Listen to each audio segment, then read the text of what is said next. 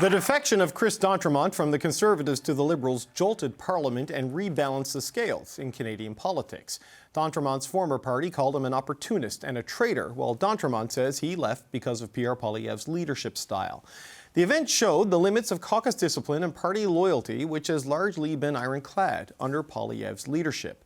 More broadly in Canadian politics, caucus discipline has evolved into message discipline, and loyalty to the leader may be even more important and more powerful than party loyalty. Those are some of the conclusions outlined in the work of my next guest. Alex Marland is a Jaroslawski Chair in Trust and Political Leadership at Acadia University and the co-author of the book No I in Team, Canadian Party Loyalty in Canadian Politics. Excuse me. Alex Marland, good to see you, and it's good to have your book. Appreciate it. Thanks for having me on. So you've done in this an expansive study on party loyalty and crossing the floor, which is timely, speaking to all the party defectors you could find, I guess, and who would speak to you. What did you learn from that work? So my co-authors, Jared, Wesley, and Marie Lancette, and I interviewed all sorts of political staff, political leaders, floor crossers, federally and provincially, and collected all sorts of data. And the main thing that we just realized is that party loyalty in Canada is too strong. It inhibits people from being themselves. We elect people, we don't elect party mouthpieces.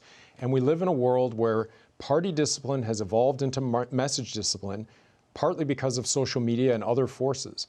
But we've got a real problem in Canadian politics. Why is it that so many people feel they can't be themselves? Well, there's a rigid message track. They do it for clips on social media, for fundraising, and it's just repetition, repetition, repetition, repetition, and sort of what, appeasing leaders and leadership teams? Is that what's at play here? Yeah, I mean, it's a brand ethos, right? So when you think about branding and commercial branding, what they do is they're constantly, like you say, repetition, the same messages, but it also is about leaders and their entourage do not want distractions. Right. So they put a lot of effort into planning a message of the day or a theme of the week and spend all this time on it. The last thing you want is an MP open their mouth, saying something, causing all the media to go in that direction. You're having a firefight, crisis communications. It's a lot easier if you tell everybody, look, here's the message of the day, you go out and repeat this, or if you're asked about something, here's the spokesperson, but we don't want to hear from you on this topic unless you're repeating what we gave you. Okay, so for example, in the run-up to a budget, the former Deputy Speaker of the House says to Politico, I'm thinking about crossing the floor and voting for the budget, which is the Chris D'Entremont incident. I mean, where does this fit into this? Because the leader is increasingly at the core of political parties. I think that's fair to say. And there is this rigid message discipline across all MPs and all platforms. And obviously, we've seen that with the Conservatives in particular, but D'Entremont left, and when he left, he said the leader and the leadership style was a big part of it. So where does what we saw with Chris D'Entremont fit into this bigger picture you've looked at? Well, there's a lot of things. First thing I'll say is message discipline tends to be stricter when you're in the government, on the governing caucus, rather than when you're in opposition. It's also stricter when you get closer to an election than when you're further away from an election. And coming out of an election, parties that don't win are still struggling to define their narrative and figure out who they are, whereas the government is very clear, this is our position. The Chris D'Entremont example, from Nova Scotia, where I am working, it's very clear to me that this was not handled the way that anybody planned. No. Normally what happens is there's negotiations that go on behind the scenes, they have a big reveal and this sort of thing. Instead, he made these comments to Politico, cat was out of the bag, everything happened really quickly. We're supposed to be talking about the budget, instead we're talking about a floor crosser. Yeah, I mean, this was so many things about this one were unusual. I've covered some floor crossings and defections in my day, and often you see someone ending up in a cabinet. This would be what you'd see in provincial legislature. Belinda Stronach and David Emerson certainly is what we saw here federally. Leona Alleslev, I believe, was the last floor crosser before Chris D'Entremont, who went from the Conservatives to Andrew Scheer's, from the Liberals to Andrew Scheer's Conservatives. Is the way this one happened a real total outlier? Because it was not a crisp, clean operation in any way. No, these things have happened provincially. They do happen. So it's an outlier, but it's only an outlier in that it's not the norm. And what I mean by that is the usual thing that we see is, there's some sort of build-up, there's some sort of big announcement. So you would have gotten ahead of time, tomorrow, so-and-so is going to make an announcement. Right. And what we would have expected was, the Prime Minister to be standing next to D'Entremont, That's usually how it happens. But having seen them go into the caucus room together was almost for them, magic in terms of the imagery. Right. Yeah, I got a text in the middle of the budget show from Chris D'Entremont saying I'm joining the government caucus, right? This is not the way these things sort of go down. But it was interesting just to go back to the issue of like sort of the message discipline and party loyalty being too strong. We've seen that with the Conservatives, with the repetition of sort of the slogan-based style of campaigning. But we've seen it on the other side too, right? With the transition from Justin Trudeau to Mark Carney, everyone just very quickly fell into line. The carbon tax, they defended almost to the political grave. Yep, that's gone. Oh, the emissions cap. Yep, that can go. All right, a pipeline to the coast of British Columbia. Why not? Let's talk about it. They've all just very quickly adopted the Carney approach to things. Yeah, and this is one of the things that's confusing for me because we're all talking about, or at least the media and others, about how many other Conservatives might be willing to cross the floor. The question that I don't think any of us are talking about is, what's it like to be a Liberal MP, particularly one who was elected during the Trudeau years, as part of a caucus now that is pushing forward an agenda that you would have absolutely opposed previously? There's certainly got to be Liberal MPs in there who are thinking, I'm not really comfortable where this is going on climate and other things.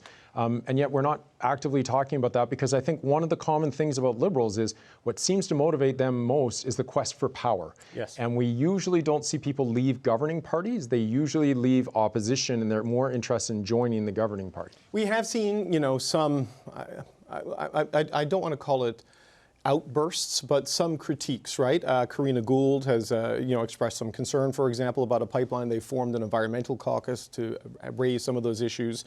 But, Nate Erskine-Smith, who we had on the show last week, probably the most well-known disturber in the Liberal caucus. And even that's pretty mild, right? Like he put out the budget video doing the pros and cons for a budget he ultimately voted for.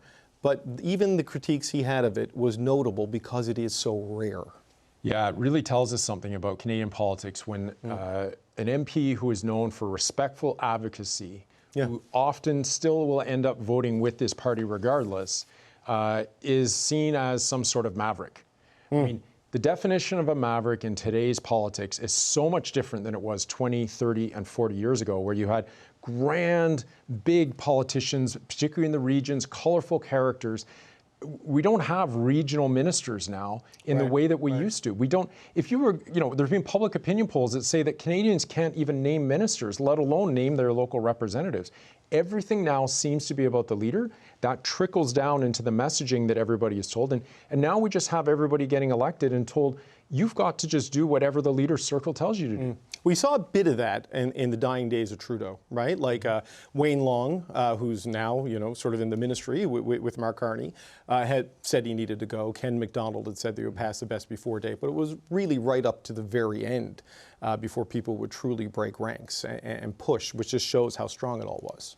Especially when you had an election year was coming along, they were down in the polls. I think really in many ways the loyalty that the Liberals showed to Justin Trudeau was, to me, about the Trudeau brand more broadly. There were an awful lot of Liberals who got involved with the Liberal Party because of Pierre Elliott Trudeau. And so to go against Justin Trudeau himself would be going against your fundamental identity as a Liberal. Okay, one last issue, just to bring it back to Chris D'Entremont, because every time there's a floor crossing, and whatever the circumstances and the execution of it, there is a debate, right? People get really angry about it, or people say it's a justified choice. But there are calls for, you must sit as an independent, you should have to resign and run again, you've betrayed your party, your constituents. People want rule changes here. Does the system need rule changes around a rare political event? I'm glad you asked, because in fact, in that research that I did with my co-authors, we came up with a suggestion, and we believe that what should happen is there should be a cooling off period. There should be rule changes that say you have to sit as an independent for a period of time. We call it two-stepping. It came from Keith Martin, the former Reform Canadian Alliance Liberal MP. Right. He used that term in an interview. Yep. And so the idea is you should have to sit as an independent for, let's say, 30 days. That would eliminate the perception that you were promised a cabinet post, you were promised some sort of inducement. It would force you to talk to constituents. It would get people talking about the policy reasons for you leaving, as opposed to the treachery and the hyper-partisanship that we normally see. So it's our firm conviction that there need to be rule changes so that you cannot cross the floor directly from one party to another. Instead, you need to sit as an independent for a period of time, and then you be allowed to go across. And Parliament would have to adopt these rules. Is that what it would need to be parliamentary? It would need to be standing orders, yeah. Right, okay. All right, Alex Marland with Acadia University and the co-author of No I in Team, Party Loyalty in Canadian Politics. Always a pleasure, man. Good to see you again. Thanks.